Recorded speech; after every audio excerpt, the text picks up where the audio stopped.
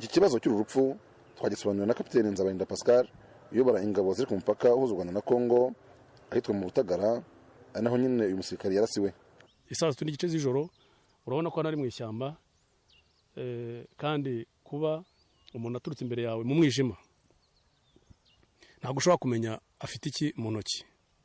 Ikigaragara ni uko ari umusirikare, cyane cyane uko mwabonye ko yambaye umupira wa gisirikare cy'ingabo za Kongo.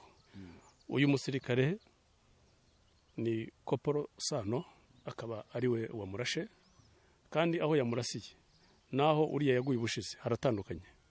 Bivuze rero ko hano imbere yacu hari ingabo za Kongo, inyuma yaho cyangwa se ahantu ahari hose muri ubutaka bwa Kongo, amakuru tugira cyangwa tubona nuko hari FDLR isa yose ishobora kwipenyeza cyangwa se kunyura inzira zitemewe, bakaba bashobora kuza kudutera.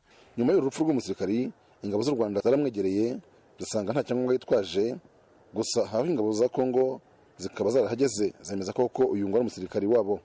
Twaketse rero ko ashobora kuba ari FDLR cyangwa se ari umusirikare wa Kongo. Ariko nyuma mu gitondo cy'uyu munsi twabonye imbere yacu haje ingabo za Kongo, zibaza cyangwa se zisa nk'udushaka kutwegera ngo zitubaze, dusanga baratubwira bati twabuze umusirikare. Turamubereka, barebye basanga n'umusirikare wabo wapfuye. Itsinda rishinzwe kugenzura ko amahoro yubahirizwa mu bihugu bituriye ibiyaga bigari JVM ntiryemeye kugira icyo ribivugaho. Cyakora Colonel Philbert Okanza, umuyobozi wungirije muri iri tsinda, ari nawe wari uriyoboye muri iki gikorwa, avuga ko ngo bikiri ibanga.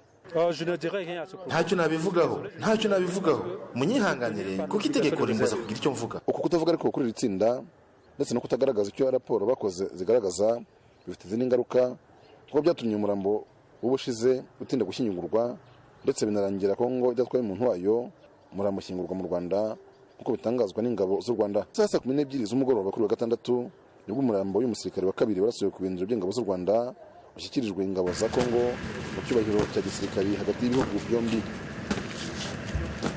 Jean Claude Kwizera, Televiziyo Rwanda, mu karere ka Rubavu.